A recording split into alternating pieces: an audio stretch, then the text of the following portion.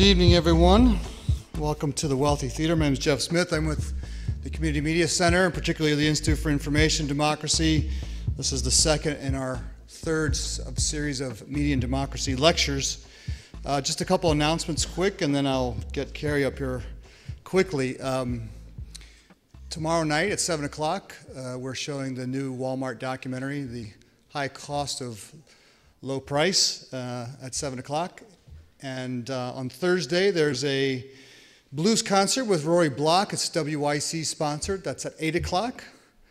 And then on Saturday, the last in the speaker series, we have Bob Fitrakis, who's the founder of Free Press out of Ohio. He was one of the lead investigators into the Ohio voter fraud of 2004 in the last presidential race. So we'll be speaking about that as well as the risks to future voting fraud in the country. And then right after that, we're going to be showing a fairly recently released film called This Divided State, which looks at how some people in Utah responded to Michael Moore's visit there a month before the last presidential election. There's some people who didn't want him there, so it's kind of, again, interesting, also funny reality of politics in the United States. I just want to say thanks to Hugo and Julio and Daniel for playing a little bit before us. They're members of a band called Cabildo. They're going to be playing here for a benefit show on the 10th of December, which is a Saturday evening, if people are interested in hearing the full band. And I just want to remind folks, if they just want regular updates of what's happening here at the theater, they can sign up for the listserv. It's in the lobby, as well as other resources out there. Tonight's lecture will be taped and rebroadcast on the cable access channel GRTV at a future date, but we'll also be making copies of the lecture on DVD and VHS. That'll be a part of the Media Center's lending library for those who are interested in that. Paul Street was the first speaker, and there's also DVDs in the lobby from that if you're interested. I was in Guatemala this past December, January, and while I was there, I happened to get a copy of Kari's book, Out of the Sea and Into the Fire, Latin America-U.S. Immigration in the Global Age. And I was very moved by the collection of essays in here that really put a human face on the stories of what the impact of what we refer to as globalization and trade policies is making on people in Latin America, and both there and those who end up coming to the United States. And I had a chance to hang out with her all day at a Grand Valley's campus as she spoke to lots of student groups. She's going to speak for about 45 minutes, and then we're going to open it up for Q&A, and this is being taped, so if for any reason you do not want your smiling face on the camera, just let me know so we can not put that on the channel. Kari's a journalist. She writes for the Washington Post as well as several other publications in print and online. She lives in Chicago and does a lot of work there with the Latino community, immigrant community, people working on social change both in Chicago as well as solidarity groups that are based there. And she has great stories to tell in terms of the amazing courage and resiliency of people who are responding to this thing we call globalization. And I can guarantee you that what she has to say is going to be much different than what the headlines read a few weeks ago about the Summit of the Americas in Argentina, where it was all about Bush and Chavez and the supposed violence. She has a much different take on those things. So please help me in welcoming Kari Lydersen.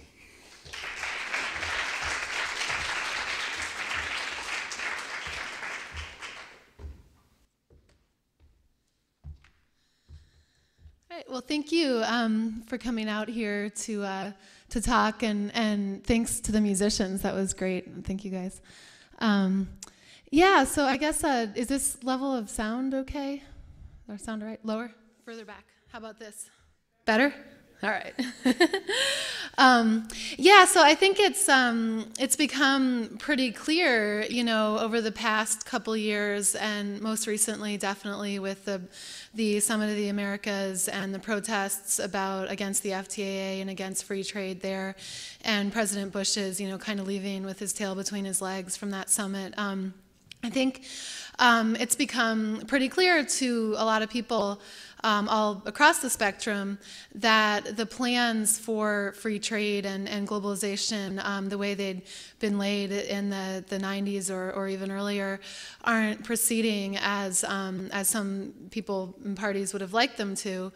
It's been 11 years now since NAFTA took effect, and that's been pretty widely described as a failure in most realms, and something that's caused increased poverty in Mexico and hasn't helped the U.S. much either, and has caused jobs to leave the U.S.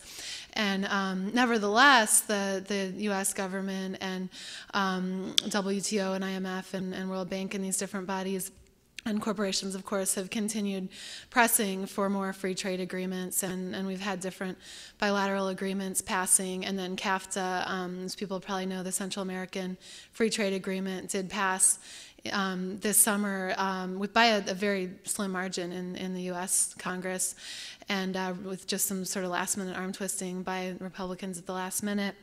And now the FTAA, the Free Trade Area of the Americas, which is the most ambitious of these plans, is basically stalled because of opposition from countries in Latin America.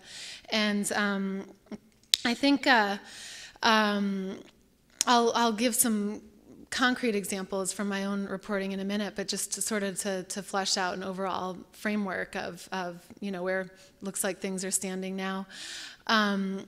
It appears that we're really at a point where, at least as far as the Western Hemisphere goes, as free trade in the Western Hemisphere, and even more than free trade, really just power in the Western Hemisphere, it's come to a point of really choosing sides. And, for the past couple decades, or really most of the past century, I think the U.S. and corporations based in the U.S. or other multinational corporations have felt pretty confident that meaning the U.S. government and these corporate actors, call the shots, and most of the countries to the south have been made to fall into line through intimidation and economic coercion and sort of carrot and stick measures.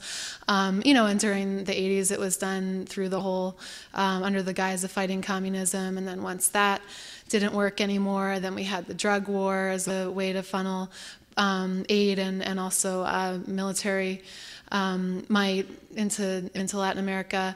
And that seemed to work pretty well for the U.S. and corporate interests for a lot of that time.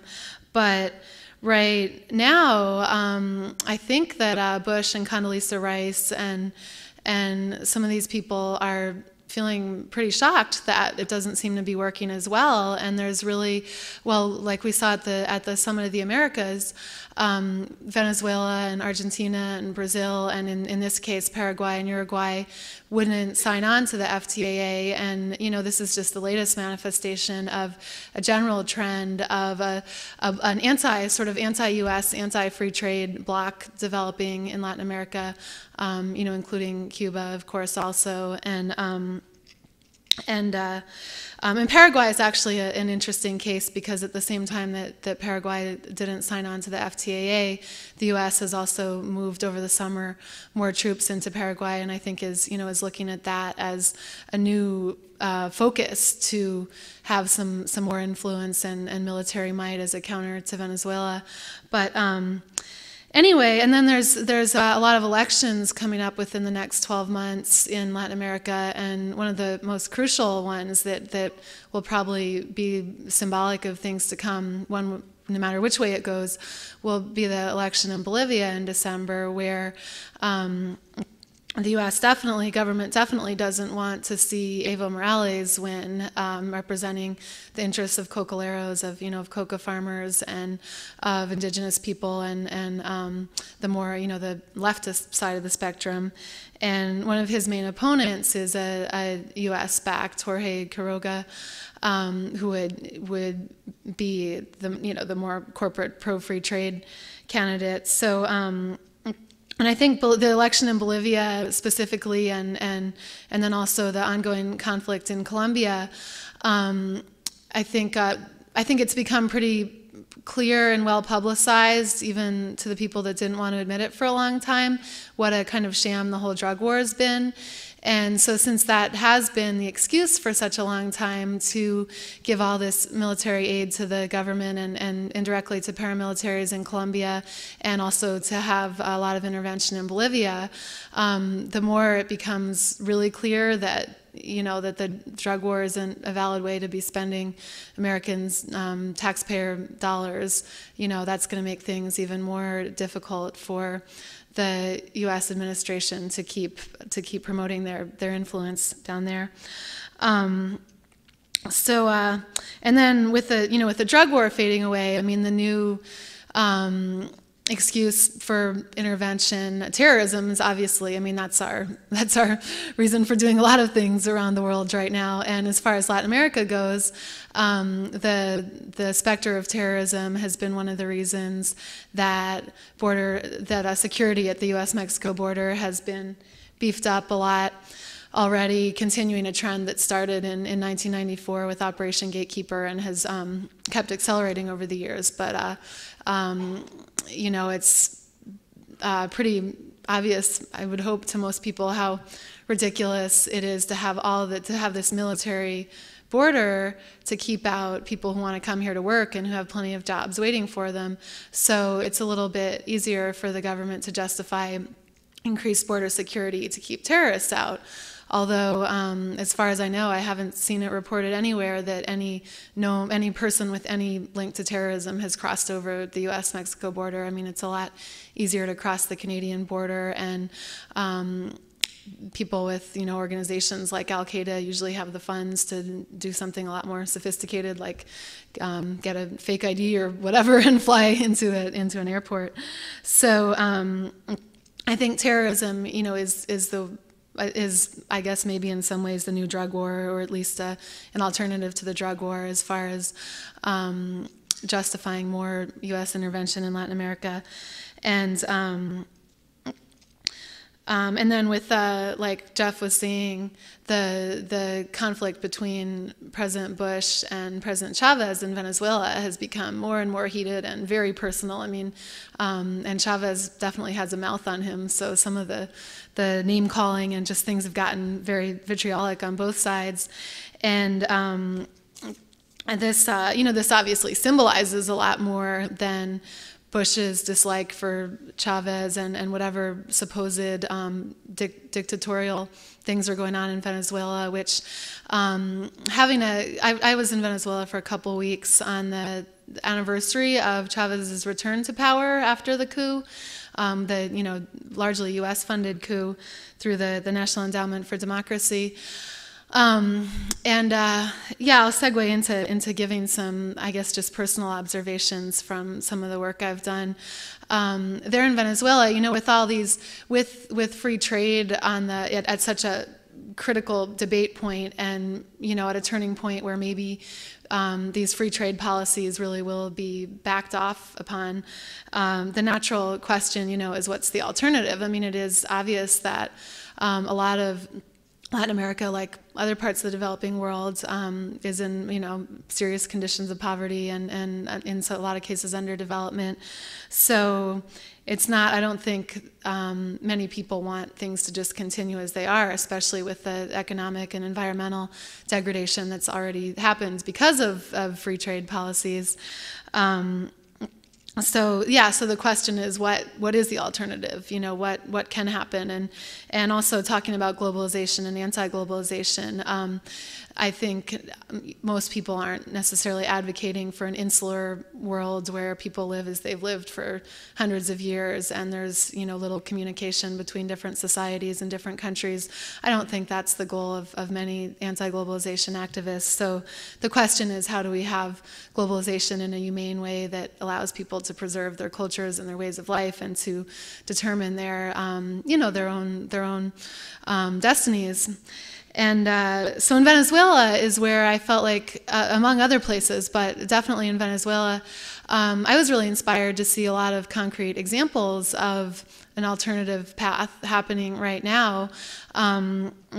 One of the kind of mainstays of the Bolivarian Revolution, as they call it in Venezuela, is the funding of community micro enterprise projects ranging from local organic gardens to media outlets like radio stations or local newsletters, art projects, art collectives, a lot of focus on women's, either banks or health projects or other things led by women and tailored to the needs of women.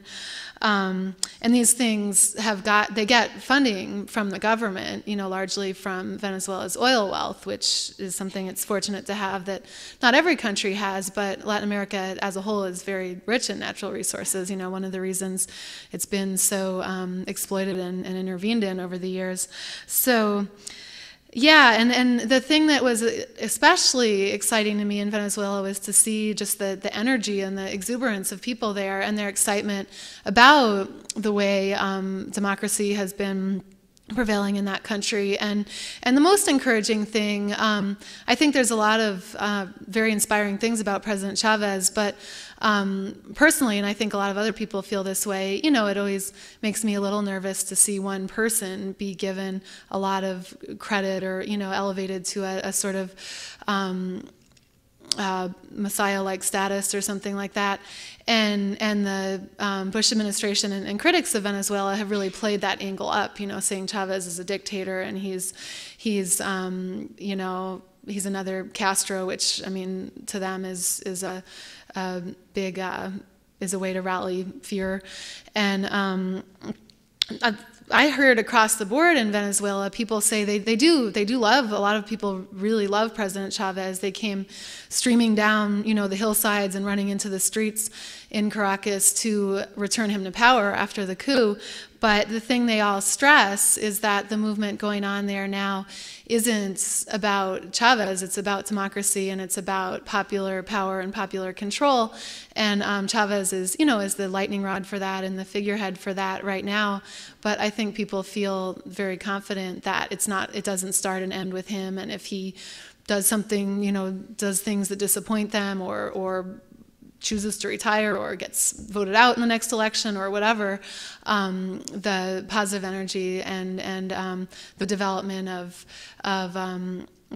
power and control not so tied to the global economy and not tied to things like the U.S. and the World Bank will continue on its path. So, well, let me outline a little bit, talk a little bit more about the U.S. in general terms, and then maybe go back and just flesh that out too, and more about Latin America with just some stories from some of the reporting I've done.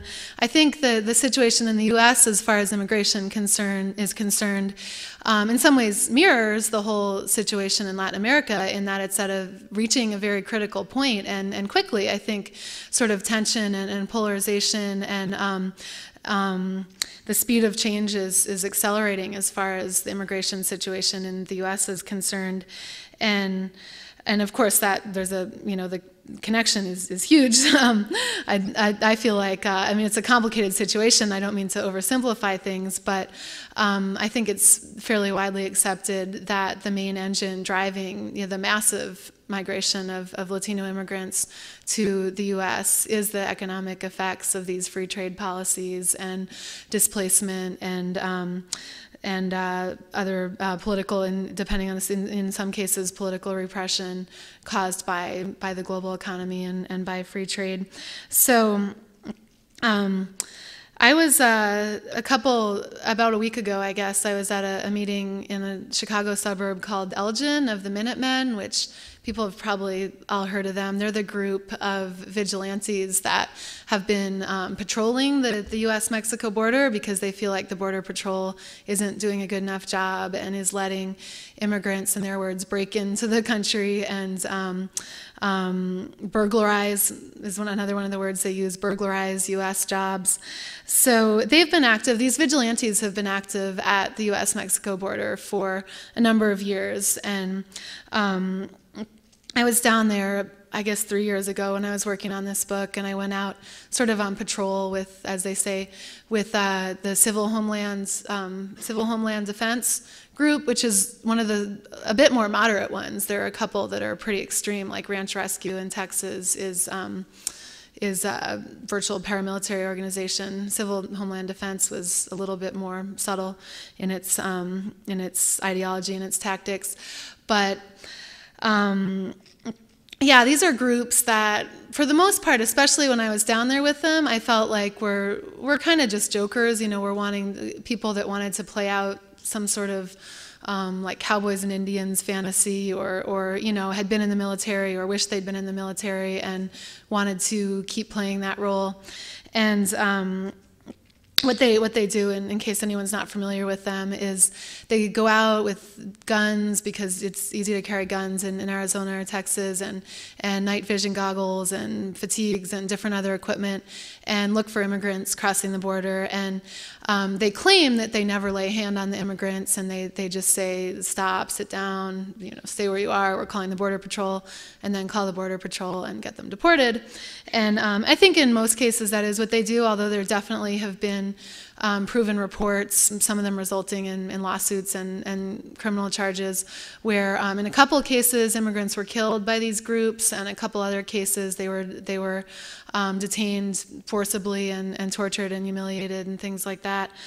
So there's nothing to sneeze at. I don't mean to make light of them, but I used to see them as sort of a fringe, you know, media-hungry element that weren't really the real threat. You know, the real threat, that an average of over one person a day dies crossing the border, and it's not because of the vigilantes, it's because of the border security that's driven, the government's border security that's driven people into the most desolate and harshest stretches of desert and mountain where they cross and usually die because of drowning or cold or sun, depending on the season and whether it's night or day.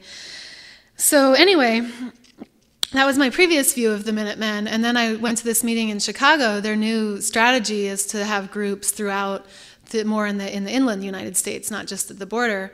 And they've had 3 meetings in Chicago, and I think they've had meetings other places, or at least are planning to, places where there's a big immigrant population, which is basically everywhere at this point.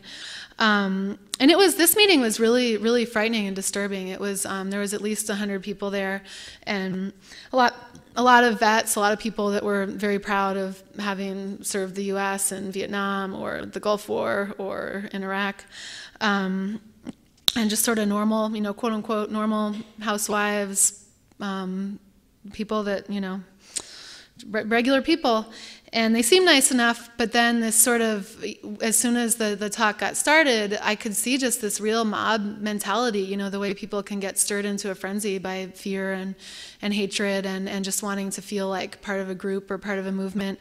That really took over, and there were a handful of Latinos in the audience, and they somehow managed to drum them all out within the first 15 minutes. You know, they sort of, one guy dared to say that he was American, but he was also Aztec and Mayan, and, you know, was proud of that, and that somehow escalated into a shouting confrontation where they got a police officer to drag him out, and there was some students who were filming, and they were able to kick them out also. So anyway, that sort of, for me, crystallized, you know, the point of, I guess, in some ways, conflict that the U.S. is in as far as the need for immigration reform. Another thing, even more disturbing, although I haven't seen this firsthand, is the use of the exploitation of immigrant workers rebuilding from Katrina in Mississippi and New Orleans. There have been, just finally, over the past couple weeks, news reports coming out after, this situation going on for over a month in silence. There have been news reports of how many immigrant workers down there are working not only in extremely harsh, hard, and low-paid conditions, but actually without getting paid. I talked by phone to a couple guys from Honduras and Mexico who'd been working for between 2 and 4 weeks and hadn't gotten paid, and didn't even had been hired in Texas and driven out to the Gulf area from Texas by someone who promised them great jobs and a place to stay and all that, and then kept them sort of warehoused in a condemned, overcrowded gym with rats and no working toilets and cold at night and filthy, and then had them working really hard during the day and didn't pay them. And after, I think they had enough hope in their, fellow man or whatever, that they kept working for a long time without being paid, and then finally, after about a month, realized that they had been screwed over and were looking for other work. And the interesting thing is the situation in the Gulf Coast is very, in a lot of ways, has a lot of parallels to how big companies have been exploiting Latino labor in Latin American countries for a long time, in that these guys that I talked to and tons of other immigrants working in Louisiana and Mississippi, they're working for these different levels of subcontractors, and the guy that hired them works for another subcontractor, and he works for another subcontractor, and when it gets to the top level, the companies doing the reconstruction from Katrina are big companies. Halliburton's doing a lot of the work, other major corporations. So in actuality, these huge corporations, and also the federal government is paying a lot of the price tag. They're the ones that are hiring immigrant workers and paying them below minimum wage or not paying them at all, and having them work without adequate safety equipment and really toxic conditions, and housing them in unlivable conditions and expecting them to still get up and work, after a night sleeping among rats. That's really the same strategy or the same structure that you see with the maquiladoras on the Mexican side of the U.S.-Mexico border, and with multinational factories and corporations throughout Latin America. One of the chapters that I did in my book was about the murder of trade unionists in Colombia. And people have probably heard of the Killer Coke campaign. It's an awareness campaign that has some great graphic design posters and things, and has been getting a good amount of attention. There's a man in Chicago, Luis Cardona, who had worked at a Coca-Cola bottling plant and been a union leader there. And he was kidnapped and barely escaped, and most likely would have been killed if he had not escaped because of his unionizing activities. And a lot of trade union members have been murdered in Colombia and continue to be murdered. There was one man who worked for contractors of both Nestle and Coke who was stabbed 40 times on September 10th, so that's just 2 months ago. There might have even been more murders since then. And these people are being murdered explicitly because of their union leadership as a message to other workers: don't unionize, or if you unionize with the company union, which really doesn't advocate for workers' rights at all, but don't think of organizing or joining an independent union.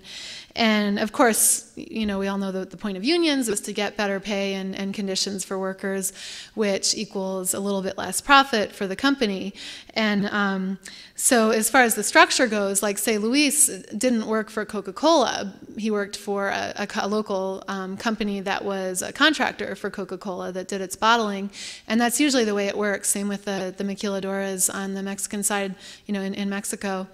They're not actually, a lot of them aren't actually owned by American or other multinational companies, but they're owned by contractors who treat their workers badly, and if someone needs to take a fall, they'll be the ones that take the fall, not the big names that we all know here. So that's, that is a very similar structure to what's going on in the Katrina reconstruction. So I think that's just another sort of example of how things are reaching ahead, how all these issues are kind of meshing together, and the borders, I guess, kind of blurring in a way, since there's rising power on the southern side of the border, and things are becoming tenser over here as far as immigration. Both the left and right wing and middle politically. I don't think anyone in the U.S. is really going, really satisfied with the immigration situation we have now. I mean, the more conservative anti-immigrant types want to kick them all out, which of course would pretty much paralyze the economy. And, immigration advocates, and I would assume most immigrants themselves want reform that would include amnesty and a path to citizenship for people that want it, and guarantees of workers' rights and protections, the same ones that citizens now have. So I think it's pretty clear that there's going to be a change in the immigration situation within the next year or so in the U.S. And realistically, it'll probably be a sort of moderate guest worker bill like Bush has talked about before that might or might. He's been pretty emphatic that there's not going to be amnesty, but there's also a lot of pressure for some form of amnesty, or at the very least path to citizenship for new guest workers, like the McCain-Kennedy bill is one of the more progressive ones out there. So there probably will be action on that fairly soon.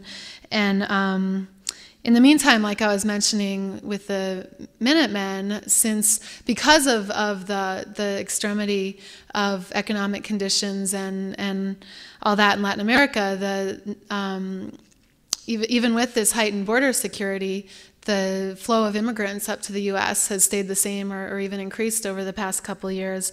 And so that has resulted in, a lot of changing demographics in big cities and in small communities. And I mean, it's more obvious a lot of times even in small communities, which is, where you see some of the worst racial tension and anti-immigrant sentiment and things like that. And also great examples of people welcoming newcomers and learning to live with them. But yeah, so the one other thing I want to mention about the Minutemen within the U.S. One of the exciting developments in immigrant workers' rights in the past couple of years has been the whole workers' center movement. And that's where, in most big cities, you see a lot of these storefront temporary labor agencies, which usually employ mostly people that are pretty desperate, either homeless or just very low income, or immigrants who, need some kind of off-the-books work or need temporary work. And the day labor agencies have been a huge problem for a long time. They take a really big cut of the workers' pay, so people end up with extremely low pay, and a lot of times they transport people to the work site in really unsafe vehicles, like cramming them in and driving really quickly without seatbelts. And there's a lot of horror stories about the day labor agencies. So the workers' centers have been a way to subvert that process and let workers, immigrant and citizen workers, put themselves out there for temporary labor, but more on their terms, where they negotiate with people who want to hire them. And in a lot of cases, they have a physical workers' center where they have English classes and workers' rights seminars and different resources like that. So this has been a really growing movement around the country, and a very exciting movement from a workers' rights standpoint. And it also benefits workers who aren't immigrants, because one of the reasons that there's so much anti-immigrant sentiment is the way that this highly exploitable workforce has driven down, has allowed employers to drive down wages in general. So something like workers' centers that demand higher wages can only have a positive effect on on wages in general. But in most of these worker center situations, like, people will wait out on the corner or in the center, but it's a very, it's got to be a pretty public, visible place so that people can come and hire them. So that leads to a lot of this "not in my backyard" sentiment.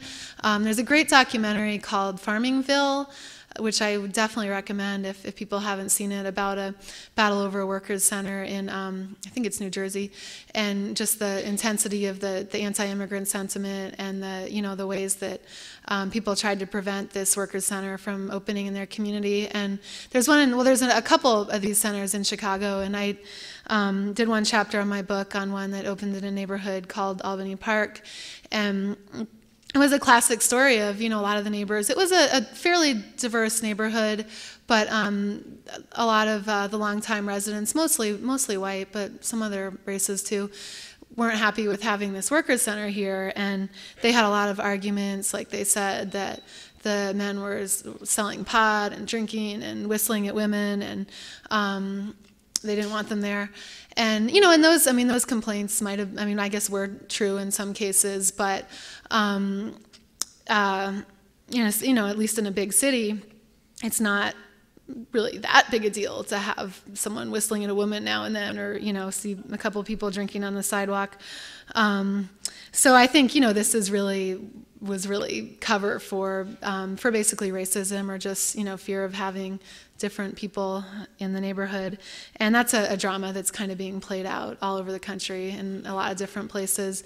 And the fear, since these are sort of real localized battles, things like the Workers' Center, I think the sort of fear that a lot of people have is that groups like the Minutemen, as they get more organized, could really put a barrier up to this kind of development. And the Minutemen, I shy away from sensationalizing the Minutemen and some of their members, but I think it is definitely true that some of these more violent white supremacist groups have gotten in with the Minutemen, and I don't think it's a big number of them. I don't think there's big mobs of neo-Nazis out there trying to fight immigrants, but since a lot of these groups do have a history of violence, even a couple people could lead to some real tragedies if they feel like they're in the right, if they feel like they're being invaded by, as they say, illegal aliens, and they think they have the right to do something about it. So well, let me just give one or two other just sort of little examples of some current stories I've worked on, and then maybe we could have questions or discussion about these issues. Going back to the whole corporate responsibility and accountability idea, I know that Grand Rapids was one of the places where the Taco Bell boycott was going on and got some attention. That's another real inspiring example of current immigrant worker activism. There's a group called the Coalition of Immokalee Workers based in South Florida, and before the conditions in South Florida, and I was talking about this thing with the rebuilding from Katrina, where people are working, essentially as slaves, working without being paid. Unbeknownst to to most of America, that human slavery had been going on in southern Florida, and probably other places too, but was documented in southern Florida, wherein some Mexican and even more so Central American and Haitian immigrants were trafficked to the area by smugglers who they paid a high price to, or a lot of times didn't pay, but had owed a big debt to these smugglers. So they were kept in either debt slavery, where they would supposedly earn wages, but all their wages went to the smuggler, and at such high interest that it was impossible for them to ever get out of debt. That's a pretty common situation. And then the other thing that was revealed there was people were even being held in literal slavery under armed guard 24 hours a day, and forced to work under fear of physical harm, picking tomatoes and oranges and different produce in the fields in Florida. So the Coalition of Immokalee Workers is a group that formed, I think, about 8 years ago, and a very grassroots group. It was formed by the workers themselves, and their whole goal was and is to get better pay and working conditions for some of the most vulnerable workers down there in that part of the country. And they've really succeeded. I mean, they did, they have a kind of variety of tactics. One of them is just direct action against growers, employers who are mistreating workers and not paying them fairly or sometimes not paying them at all. So they have a lot of creativity. Like they would go, once when a worker was beaten pretty badly by an employer, they had his bloodied shirt and they marched, a big group of them marched with that on his house and, created enough of a public spectacle to kind of shame him into not doing that again. And they do many, work stoppages and things like that. And then their most innovative technique, which was what's led to their most high-profile success with the Taco Bell boycott, is they found a way, just like the Killer Coke campaign is also trying to do, they found a way to bring some accountability to a situation where there really had been none, because these people that would hire the laborers on the farms were a lot of times immigrants themselves. A lot of times no one knew their last name or their real name, and a very kind of fly-by-night situation in a lot of cases. But someone is buying all the fruit and vegetables, and the buyers include big grocery stores and restaurants and fast food chains. So they chose Taco Bell as their public target of the campaign, and they essentially said, Taco Bell, maybe you're not hiring the workers yourself, but you're a huge company. Yum, an even bigger company, Yum Brands, is actually the parent company of Taco Bell.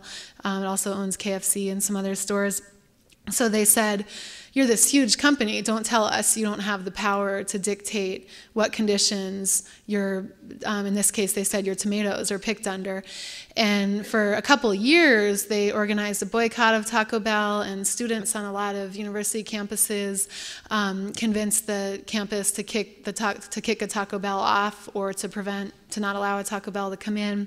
It was a very, and they did a couple campouts at Taco Bell's headquarters in California. It was a very high-profile public campaign, and they eventually did get, this past spring, Taco Bell to agree to a code of conduct where they would ensure that that workers were paid 1 cent per bushel more for tomatoes. Not a lot, but that was, I guess, enough to make a difference, and also that certain workers' rights guidelines were adhered to.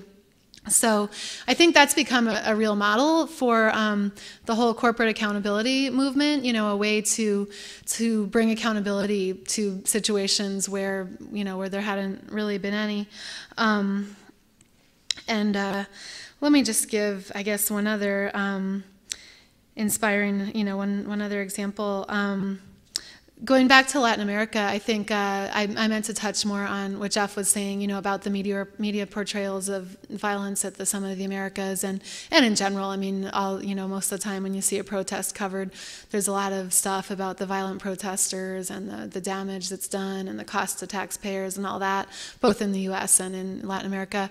And I think that's just something that we here in the United States need to sort of see through a different lens than the media wants us to see it through.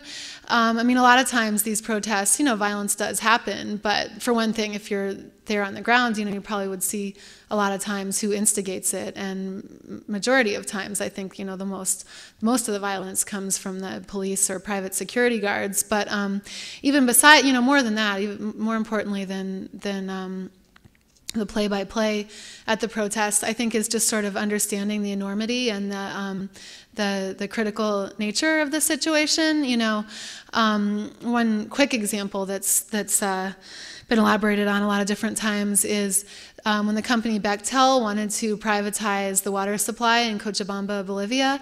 And if that had gone through, this company would have owned the water there, and they would have been charging rates for it that a lot of people literally could not afford. So they would be without water, even for drinking. And you literally can't survive without water, of course.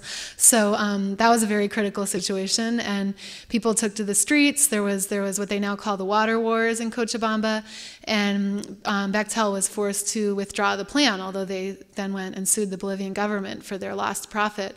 But that's just one example. And people, a lot of people I talk to in Mexico, there's a plan called the Plan Puebla Panama in Mexico, which is a free trade related plan to just create a massive transportation corridor through southern and central Mexico, and to line it with factories and eucalyptus plantations and industrial shrimp farms and different things. And a lot of people have already been displaced by the beginnings of this plan, and if it ever really comes to fruition, it'll end up displacing a lot more people, thousands, maybe tens of thousands, displacing them from their ways of life and from their way of making a living, and casting, in a lot of cases, indigenous people who don't even speak Spanish into the cities where, they'll be cast adrift and just sort of thrown on the mercy of fate. So when that's the situation that's facing you, there's really not a lot of choice. Like here in the U.S., when you see protests like in Seattle in 1999 or all these other protests, a lot of the U.S. residents that go are people that made a choice to be activists. They were upset about what's going on in the world and want to do something about it, and made a very brave choice to make that part of their life and their identity. But the thing in a lot of developing countries where people are so immediately affected by these policies is it's not even that kind of choice. It's almost not a choice at all. You see, old women, middle-aged women, old men, but people of all ages and genders and physical capabilities out in the streets protesting, and that's because they see that if they don't, this is their everything at stake. To go back to Venezuela for a second, when Chavez was removed from power in a coup, people literally streamed down the hillsides, just dropped what they were doing when the news spread. They dropped everything and ran down into the center of Caracas and just demanded that he be put back in power. And he was. So anyway, that's those are some examples of resistance that I think give us hope on both sides of the border for how this whole situation will pan out. And yeah, I guess I don't know if anyone has questions or comments or other. Mm-hmm.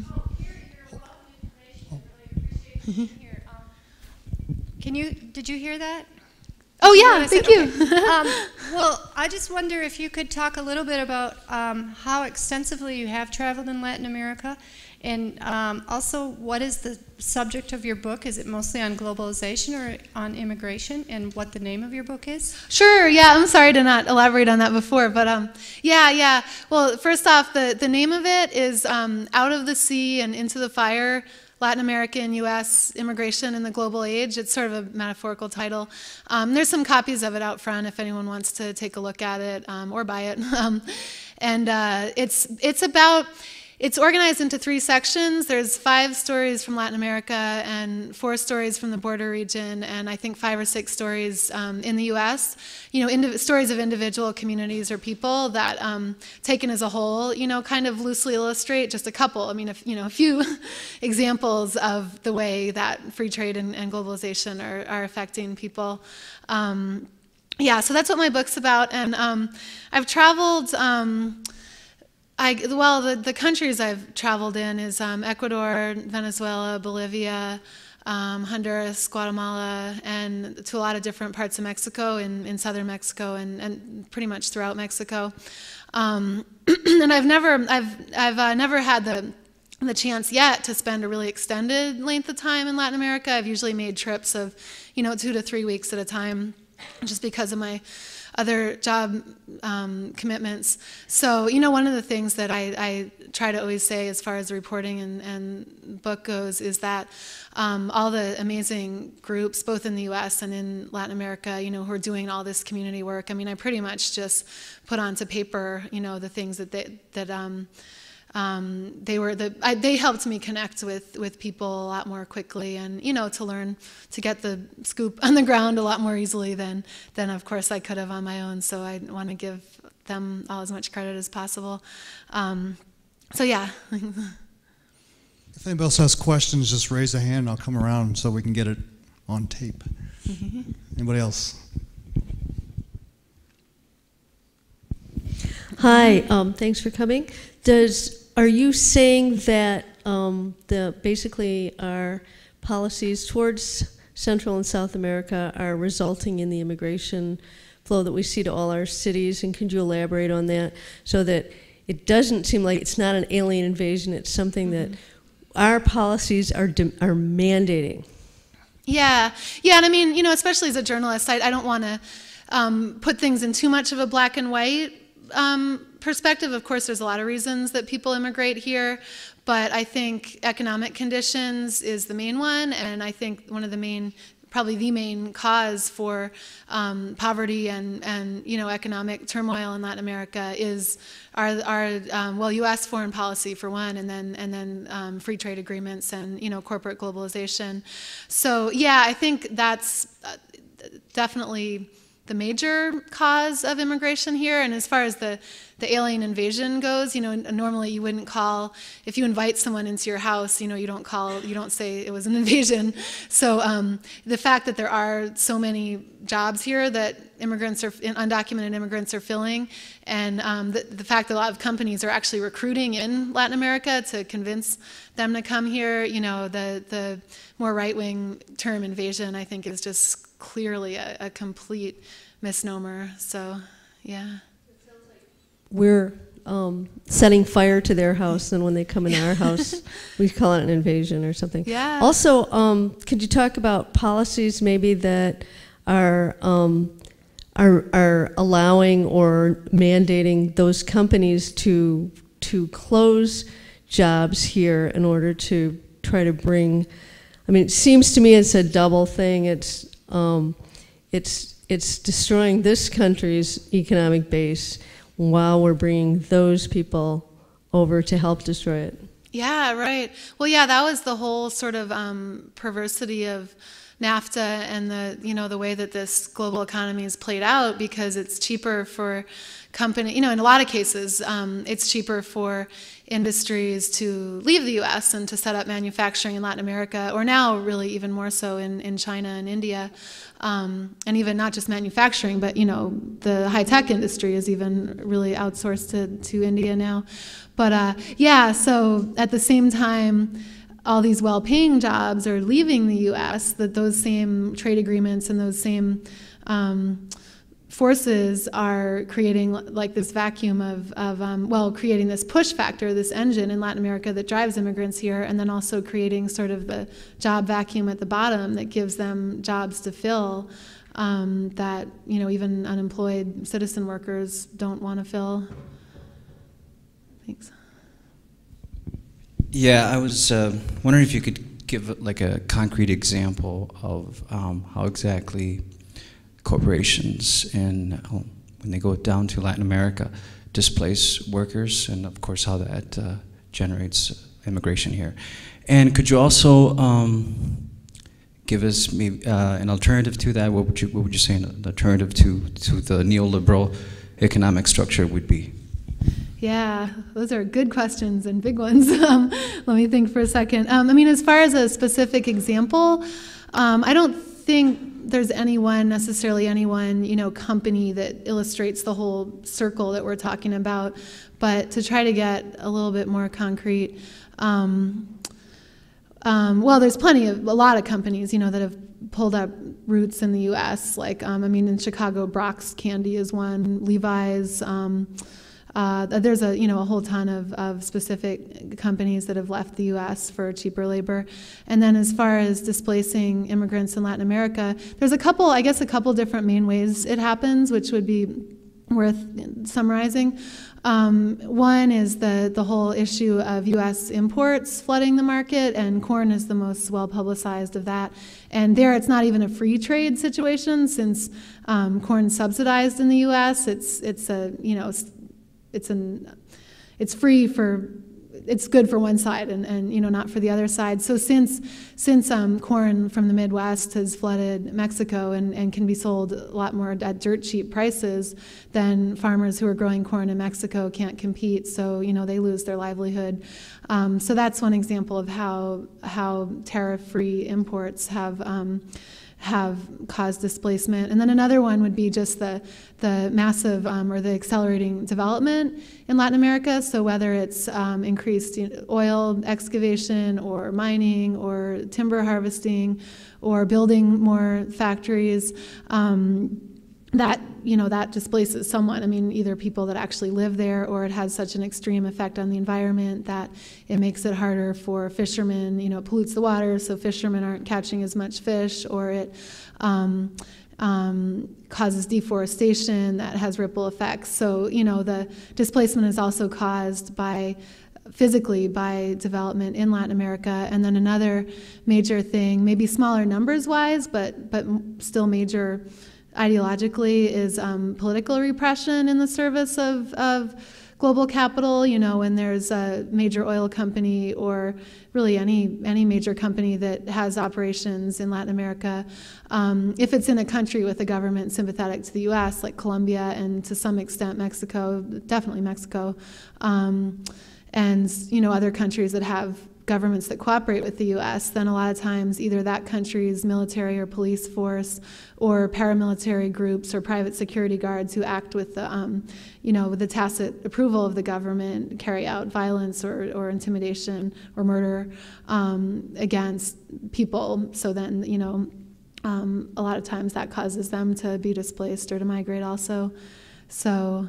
Yeah. I mean, like, say the thing with Colombia, the story about the guy at the Coke bottling plant. That's one example of the political repression angle. The economic display, those examples are countless. I mean, you can practically go up to someone on the street and ask them why they came here, and there's a good chance that it would be for that economic reason. And then and then your other question, and that's what's the alternative to neoliberal trade?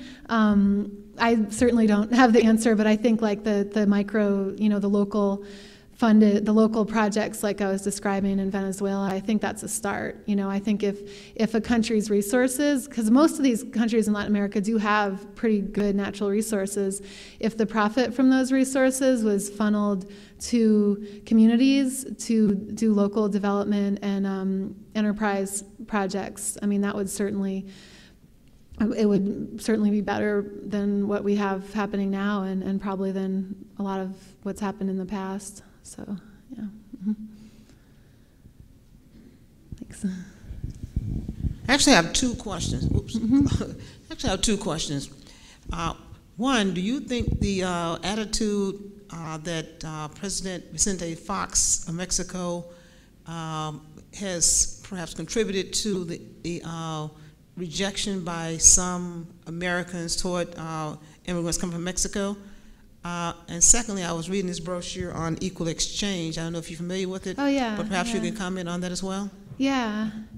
Oh, sure. Can I comment? Wait, can you, I'm sorry, I didn't quite catch the first question. Can you? When President Vicente Fox and President Bush have a very cordial relationship, and I think to a certain degree that President Fox may have exploited us somewhat, but it also appeared that he was a bit arrogant in his demands, and it seemed to be based on his close relationship with President Bush. Do you think that his particular attitude, Fox's particular attitude, may have alienated some Americans from having sympathy toward the workers who are coming to the United States? That's a good question. I mean, it definitely may have, but yeah, it probably has, but I don't think they're right in feeling alienated because the issue is how workers here are being treated. I don't think, we're talking about workers who are here working in the U.S. and if they're being paid below minimum wage and, not given the benefits that we've been taught, citizens deserve. I think that's, even if President Fox is, the biggest jerk in the world, I mean, I don't think that should have any bearing on how immigrant workers here are treated. But you're probably right in guessing that, people don't like, a lot of people probably don't like what Chavez has been saying about Bush either. And then equal exchange. Yeah, the whole fair trade movement is a really exciting, positive development. I mean, that's, for anyone who's not familiar with it, just the idea that people here, consumers here or elsewhere, pay a little bit more for coffee or chocolate or handicrafts that have been certified as being produced by people paid a decent wage and in humane conditions. So that's a really growing and great movement. And Equal Exchange does coffee, and they may do other things also. Yeah. Mm-hmm. Hi, thank you for coming. I just wondered if you were familiar with Juan Gonzalez's book, Harvest of the Empire. Oh, I've heard of it. I haven't read it. He pretty much supports everything you said about Americans' policies and really causing immigrants to have no other choice but to come here to survive and try to improve their lives, which is pretty much the same reason why the Irish came and many other immigrants. So I appreciate the additional information on that. Oh. And the author's name is Juan Gonzalez, and he calls it harvest. The immigrants come as a harvest in the result of the American empire in Latin America. That's a great title, yeah. You've done some significant research in Mexico, Central and South America. I was wondering if you had done any research in the Caribbean countries of Latin America as well, and if you have, if you'd like to, anything to share on that. Yeah, I really, not firsthand, I've read, but I'd love to. I'd love to spend more time in the Caribbean. And in Honduras, I spent a little time with the Garifuna, which is an Afro-descended indigenous group there who consider themselves, sort of Caribbean. But besides that, I really haven't. And that's another, whole front in this battle. And a movie, Life and Debt, if anyone's seen it, about the effects of free trade in Jamaica is just amazing. But anyway, yeah. Mm-hmm. Why don't you think we've seen a more active human and civil rights movement for Hispanic workers in the United States like they have in their home countries as we did with black civil rights in the 60s? You're saying, oh, sorry, I was confused trying to look for you. So you're saying why hasn't there been more of a civil rights movement, in the U.S. among immigrant workers? As there is in their home countries. Oh, as right. there was with Black America in the 60s in this country. Oh, yeah. So you're asking about in the U.S. for immigrant workers. Yeah. I think the biggest reason is, two big reasons. One is the temper. A lot of people came here. A lot of people come here wanting to stay, but a lot of people also, probably even more people, come here wanting to earn some money and then go back to their home country. So I think in some senses that there hasn't been the sense of investment, that it would be, as bad as conditions are, people figure just work, in a lot of cases, 16, 18 hours a day and save up all the money they can and then just get out. So in that case, they'd rather work those extra hours than spend that time organizing. And then the other big reason is fear of deportation and of contact with a legal system that they're not familiar with and that that is intimidating. But on the first point, the lack of stability or investment, that's a weird thing where the increased border security has actually, and there's a man at the Mexico Solidarity Network in Chicago who's written a whole thesis on this topic. The increased border security has made it so much harder for people to go back to their home countries that they are staying longer and accepting the fact that they're going to stay longer. They're kind of giving up hope of going home after 2 years. So they're actually, according to him and to things I've seen, there has really been an increase in civil rights and workers' rights organizing in immigrant communities because of the increased border security and hence the increased permanence of workers here. So yeah, that's a good question. I have a question.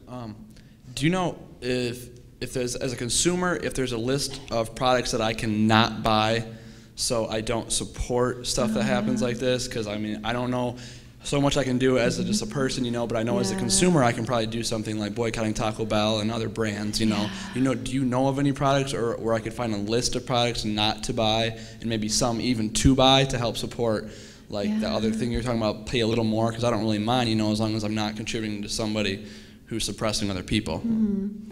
Yeah, well, unfortunately, it's more like a list of what you can buy, which would be relatively short, and everything else is what you can't buy. So, probably everything I'm wearing right now is created in a sweatshop. It's, yeah. So I think the best, we can, there are the fair trade movement. You can find a lot of stuff on the internet if you just do a search for fair trade. There's a company called, I think, SweatX. There's a handful of apparel companies and coffee handicraft companies that are fair trade. So you can find those easily on the internet by doing a search for fair trade. And as far as the all the other bad stuff goes, I mean, I'm all for avoiding, big corporate products as much as possible, but, realistically, I don't think any one person boycotting consumer products will make much difference. I think it's more a matter of joining organized campaigns like Killer Coke or Taco Bell, where there's a whole organizing structure beyond just the boycott, and then also more importantly, using your power as a voter, as a civic participant, going to protests and whatever. I don't think our buying habits alone are ever going to change much, but that's that's a good part of a larger picture. Yeah. Mm-hmm. Hi. Well, in response to that, I'm doing the table for the Calvin College Social Justice Committee, and one of the things that I brought with me is a half page of paper that's called a few places to find fair trade in Grand Rapids. We mostly focused on coffee and where you can buy it, like by bulk, and also just go and get a cup of coffee that's fair trade certified. So it's not exhaustive by any means, but I'd encourage you to check it out. Mm-hmm.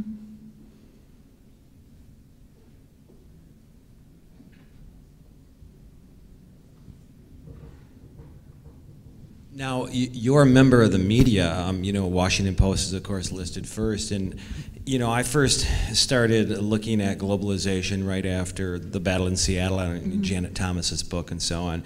Realized the, intelligentsia from around the world was there, and yet the way the media painted what happened there was so incredibly distorted. How do you find your role fits into the media, and are you marginalized because of your book when you, I don't know, do you go into the Washington Post and do you write, or do you just submit your articles over the computer? And, how are you viewed as a member of the media, and what do you see as the media's role in this? Because obviously, the people that aren't here tonight are sitting in front of their TVs watching Fox News and CNN, et cetera, and it's upsetting to a lot of us that people are having to view society through the filter of their entertainment passions. Mm-hmm. Yeah, right.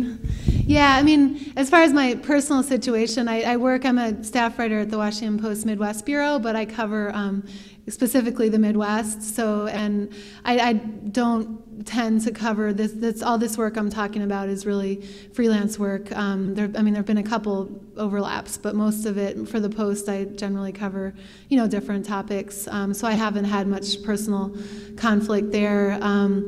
But yeah, I think there's a big need for improvement in the media for sure, definitely in coverage of protests, and even, as importantly or more importantly than coverage of protests, I think is just coverage of the bigger picture. Okay, there's this protest about globalization, but cover the protest how you will.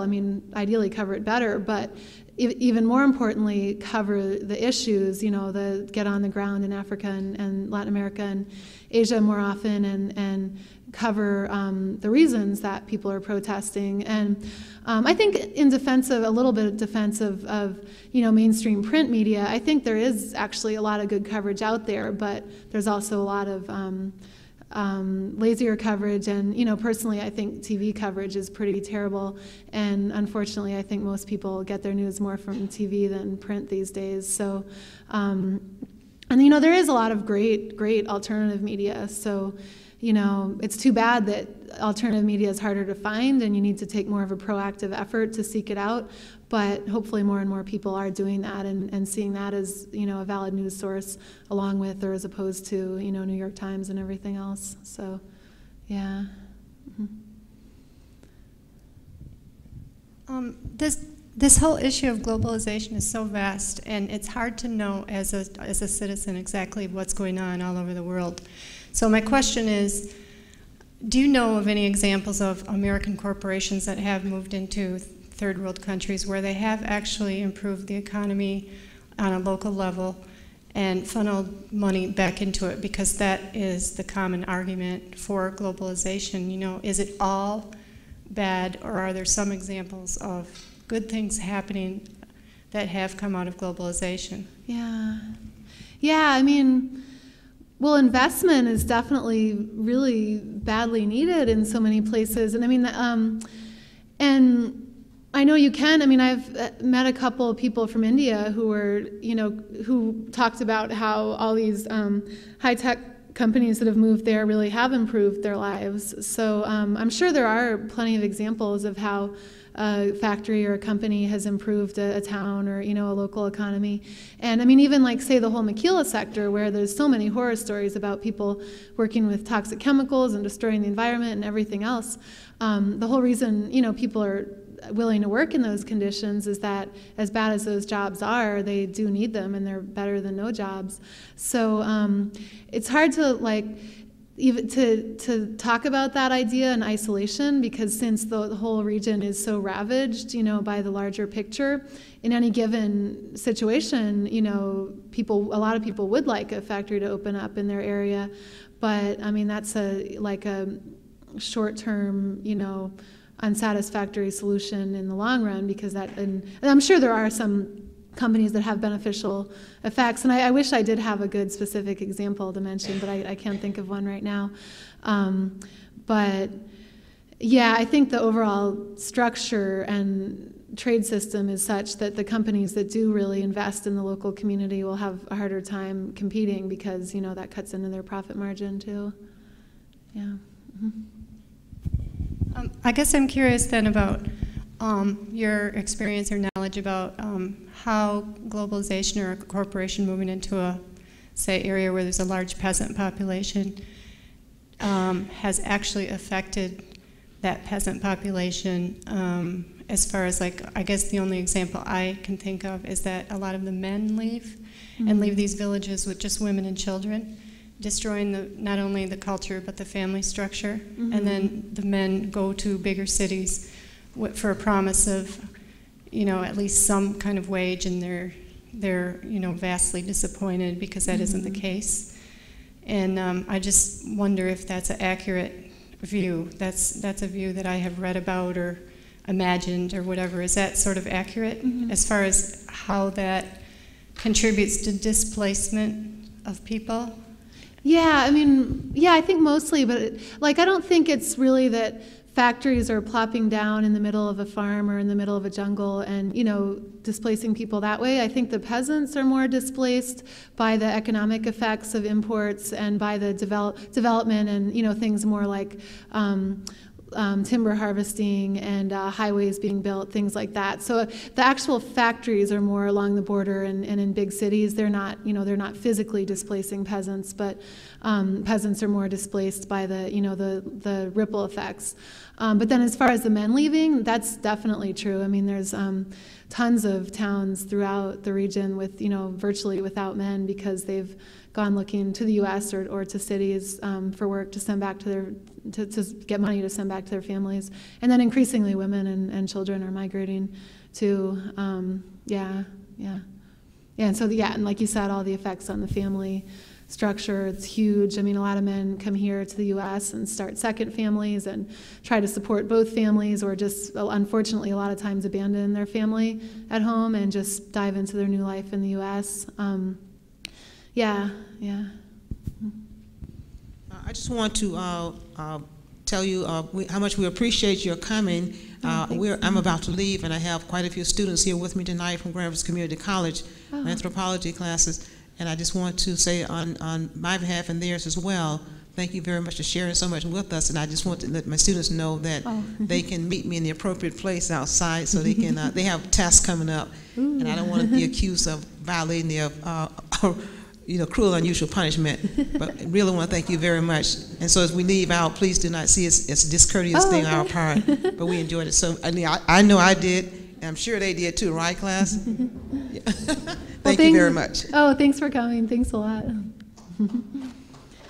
Yeah, wrap it up. Yeah, again, thanks for having me here. And it really means a lot to me to be able to share these ideas and stories. So I really appreciate it. And if anyone wants more resources, like about groups, like what can you do, or groups to get in touch with, I can give out my email or anything like that. Yeah, so thanks a lot.